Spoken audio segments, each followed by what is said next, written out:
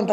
ఇది ఎంత పాపం అంటే, నా జీవితంలో లిక్కర్ అంటే భయపడే వ్యక్తిని నేను ఎప్పుడో 2001లో జెడ్పీటీసీగా పోటీ చేసిన రోజు నుంచి ఈ రోజు వరకు నేను కంటెస్ట్ చేసిన ఎన్నికల్లో ఏ ఎన్నికల్లో అడిగినా కూడా ఒక లిక్కర్ బాటలు కూడా నేను ఎప్పుడు ఇచ్చినటువంటి వాడిని కాదు. నాకు అలవాటు లేకపోవడం కాదు, ఇచ్చినటువంటి వాడిని కాదు. దీనికి ఒక బలమైన కారణం ఉంది. నా తమ్ముడు లిక్కర్ తాగి లివర్ డిసీజ్తో చనిపోయాడు. మా నాన్న ముందు అలవాటు వాళ్ళ కుటుంబాన్ని డిస్టర్బ్ చేశాడు. డీజీపీ గారు ఎలా వెళ్తున్నానంటే, ఆయనకు ఒక 200 సంవత్సరాలు నేను బతుకుతాను, 200 సంవత్సరాలు నాకుంది లైఫ్. కాబట్టి ఒకటి గుర్తుపెట్టుకో డీజీపీ గారు, చేసే ప్రతి తప్పుకి భగవంతుడు ఆలోచిస్తుంటాడు. మీరు తీసుకునే ప్రతి నిర్ణయాన్ని భగవంతుడు ఆలోచిస్తుంటాడు. మీరు పెట్టేటటువంటి సామాన్యులకు, ఏ తప్పు చేయని వారికి, అమాయకులకు కేవలం ఆ పోస్టింగ్లో కూర్చోవడం కోసం మీరు తీసుకునే నిర్ణయాలు